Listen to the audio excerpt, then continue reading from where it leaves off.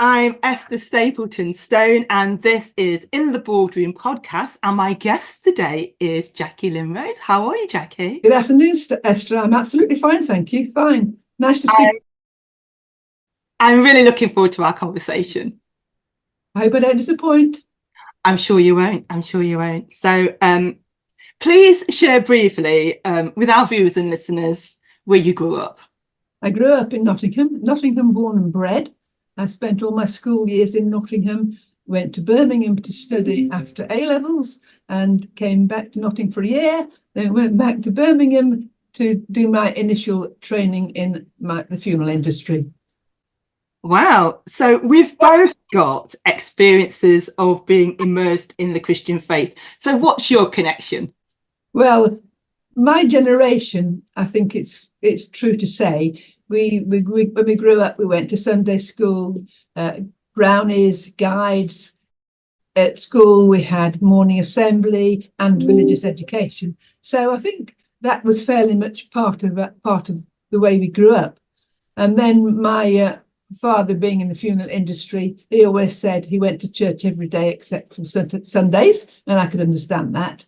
And we were quite closely connected to the church because the church I grew up with was a high Anglican church and was built just after the war, and my grandfather helped fund the building of the church. So we were very well connected to the church.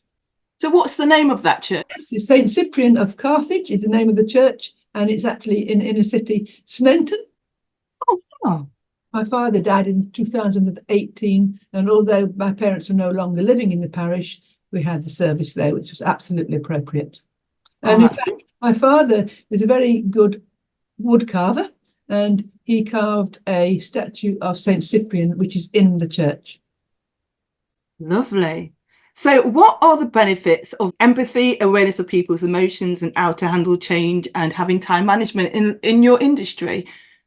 I think that the important thing is that we are dealing with people at a very vulnerable time, and we have to be able to listen to them. We have to present them with the options. We have to be able to investigate anything that they want. I always say to families, if you're planning a funeral, providing whatever they desire is both legal and decent, then we will endeavour to supply that for them. But time management can be a problem. We're dealing with different faiths that would have an expectation that the funeral will take place very quickly. Then that has to be taken into consideration.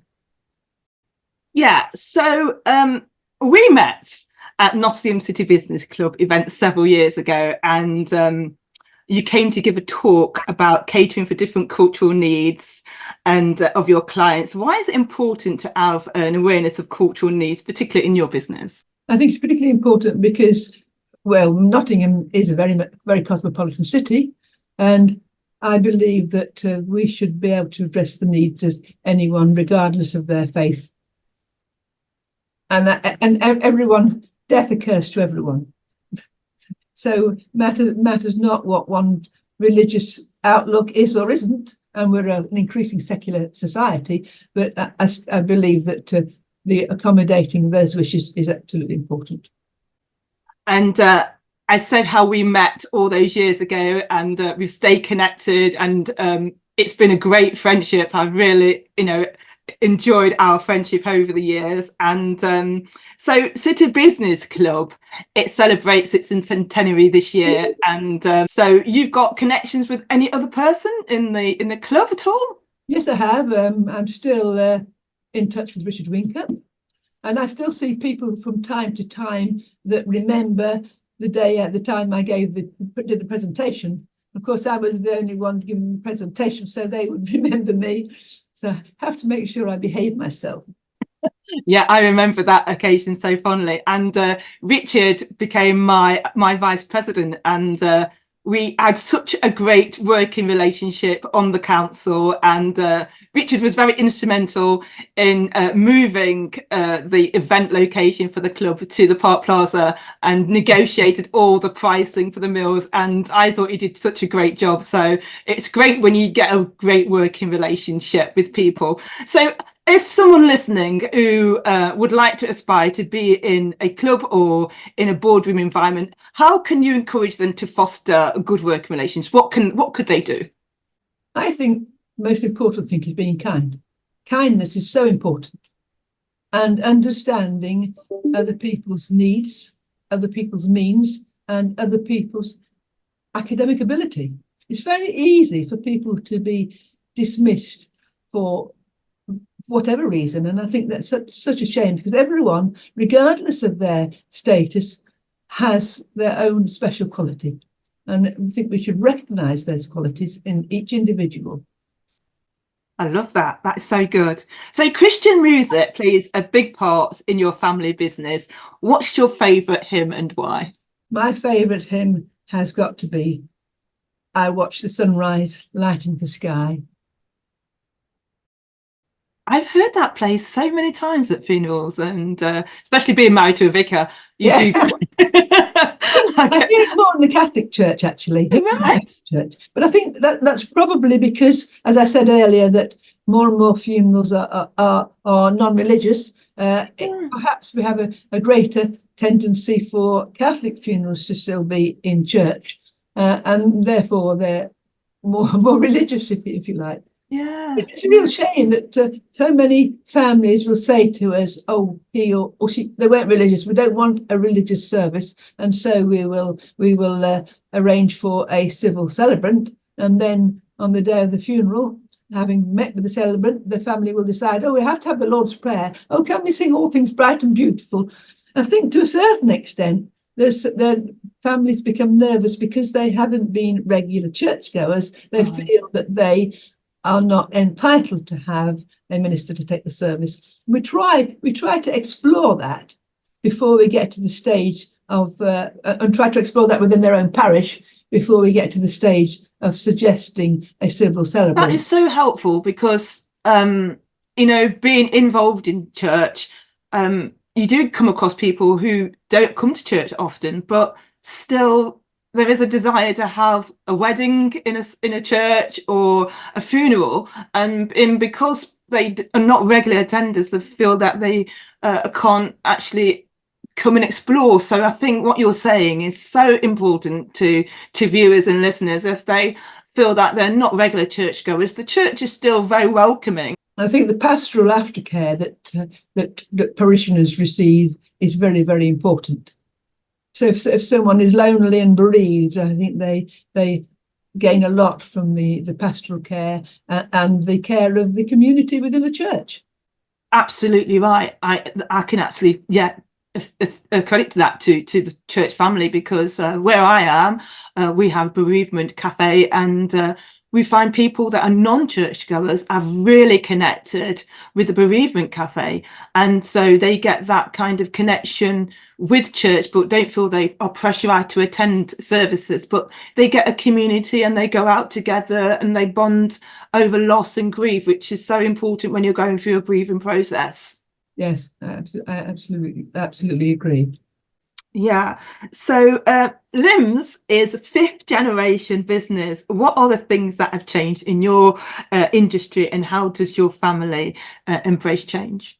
Right. Well, our company was founded in 1907. My maternal grandfather and great grandfather. So Mum's 3rd generation. She's still with us at 95 and a half. Wow. But now the helm is my nephew, the 5th generation, and we've seen quite a lot of changes, but we've seen a lot of traditions maintained. Simple things like paging, walking in front of the hearse from the house to the and from close to the place of worship. I think that's really important. Those aspects of respect and the dignity afforded to families and to the bereaved and to the deceased, I think that hasn't changed. I think there is a wider I think that funerals take much longer to arrange now, the whole process. Whereas when I first started in the industry in the late 1970s, dare I say, the number of coffins available, for example, would probably be 3. Now in our range, we've probably got 43. Wow. All sorts of things like that, because that just to a degree is a reflection of people's expectations. More and more music is in those days. Music was entirely religious. Now anything goes virtually, and in those days it was most usual to have a full service at the church, followed by either a cremation or a burial, and then the crematorium were operating every 20 minutes to afford a committal service, and now most crematoria operate a full hour, so that gives families the opportunity to actually have a full service in one venue. I think that's probably one of the things that has changed, and obviously designs of coffins, dressing of the deceased, whereas it was very much expected that a deceased would be dressed in a shroud or a robe. 70% of the families we now deal with will provide their own the deceased's own clothing. So things have changed, but the world has changed with it. So the podcast is called In the Boardroom. And so I would love to find out a bit more about your experience, your first experience in the boardroom, and what it was like. Was you a listener, or was you an active giver of ideas? Well, it wasn't too intimidating, because at that stage, the whole of the board was family. So mum and dad and my brother and his wife were all directors when I joined the board. So I never had a feeling of imposter syndrome. It was a little bit like sitting around the dining table, but in a different environment. And yes. I felt able to and confident enough to join in and to put forward my opinion. So it wasn't too daunting. What I would say about being a board member in any industry or any profession, that I firmly believe that board members are board members by virtue of their ability, and I have to say I'm a bit skeptical about suggestion that there should be X number of females on the board. I think everyone should be on the board by virtue of their ability. That's interesting, isn't it? Because a lot of people feel that we should encourage and open more opportunities for women on like big corporate boards where it's quite difficult for women to be present. So do you think then it's different in the corporate world for women in boards than in a family business? Oh yes, definitely, absolutely, yes, absolutely. I mean, what I would say that it was never a foregone conclusion that I would be welcome into the business. That was never the case, and indeed, when I left school after A levels and I trained as a teacher, our business was much smaller, and my mother's brother and his family were involved at that stage as well. So the business was much smaller and there were more people about. But that changed quite quickly, and my mother's brother sadly died at the age 58, and the whole company changed. And his son at that stage decided that he didn't really want to continue in the funeral industry. So we were able to bring it back into our immediate family. So that made a lot of difference, really. Yeah. And it just appears that your family were very encouraging and nurturing. And I think when you get that experience, like you say, you don't have that imposter syndrome. But there may be people who have come from different backgrounds that feel, oh, I don't really fit in to this environment. How could you encourage them to kind of... It's interesting you say that, because we appointed a commercial director probably 4 years ago, and he's the first and only non-family member on the board. And I was talking to him the other week, and he was saying that the board is full of Lymn Roses, because now there's my brother and his wife, my brother's daughter, my brother's son, myself, all Lymn Roses, and Pete. And I think that he came with lots of knowledge, very, very, very good commercial background. But I think he probably found it a little bit daunting to start with. So as much as I, in a way, feel that there's my brother and his wife and their two children, and then me, and whilst we're all singing from the same hymn sheet, so to speak, sometimes I wonder, dare I say something in case I offend someone? But so yes, a family business board is quite a different environment to a corporate. Absolutely. Yeah. Well, thank you for sharing that. So there is an increase in the number of women directors in your industry. Have you got any ideas to how and why this is happening?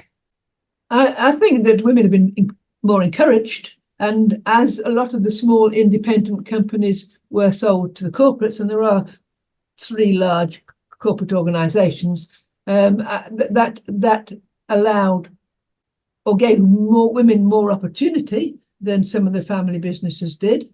That's one point. And I think so much on television concerns forensics, and I think that gives women an interest as well. And I think just seeing females out looking after funerals has made a difference.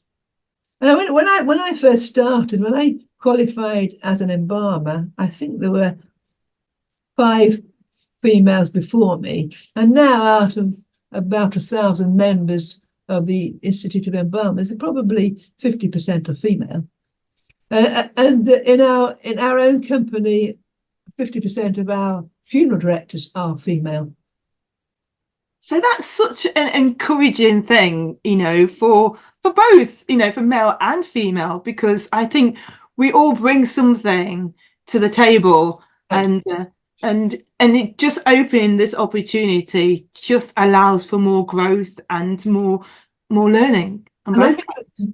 Absolutely. And I think there are certain occasions where a female may be more suited. We deal with the preterm and stillborn contract for 3 of our hospitals in Nottinghamshire, and we have female staff assigned to those. And I think there's something much easier for a mum who has lost her child to metaphorically hand the child over to a female than to a male. And I don't think that. I'm firmly of the opinion that in any industry there are some female strengths and some male strengths. Yeah. And I've never thought about that. So that is something that is quite interesting to think and to contemplate, because there are women who go through that, and it's very traumatic. And from my experience of being married to a vicar, we often get people coming to have burials for young ones, for young babies, and so yeah, it's another thing to think about and to appreciate. So if someone is listening or viewing this podcast and has aspirations to be in the boardroom, what skills should they look and seek to develop? Oh, that's a difficult one. You've put me on the spot. I think important to listen to other people. Don't be bombastic. I think that's important. And I think personal strength, stand by your principles. That's important. But don't lose your personality. I think personality is very, very important. Wow, that's something that I've never considered, because sometimes, yeah, like you say, some people will, if they're a bubbly personality, might want to try and squeeze that out and just be like very boring and not show their personality. But yeah, that is so important, especially to young people who are bubbly and want to have dynamic. That dynamic, yeah. To feel repressed, I think, is a real shame. I think it's really a real shame if people feel put down in that environment. I think it takes confidence. Yeah. And so in the boardroom, we've made up of quite a different kind of personality traits. And so being an extrovert would be something that has qualities and should be admired in some respects, as well as someone that is quite introverted and quiet. And so for an extrovert, their qualities, the dynamics of their qualities can kind of shift. If it's a serious conversation and things are getting a bit heavy, that character might just say a joke or just to lift the environment. So yeah, we all need all different kinds of characters in the boardroom. So what are the different roles and responsibilities that are in funeral businesses? Lots of different roles. We have clerical roles behind the scenes. We have funeral arrangers that meet with the clients. We have funeral directors. Now, some funeral directors will arrange funerals and carry them through to the day to conduct the funerals. We have mortuary staff. Those are qualified embalmers preparing deceased for presentation. We have coffin preparation department. We have our floristry department. We have stonemasonry department. In fact, as a company, we are able to provide all those services. And that's quite unique. So they might have to outsource certain areas, but you've got everything in-house. So that's quite right. Unique. And some funeral directors don't have their own fleet either, and they don't have full-time or permanent staff. They hire in on a as and when casual basis. And of course, everyone has to start somewhere, and the new starters, and there are quite a lot of new startup companies that, if you like, a product of companies that have sold to larger organisations, and then there may be personalities within the original company that then go out on their own if they're not restricted by covenants of the corporates.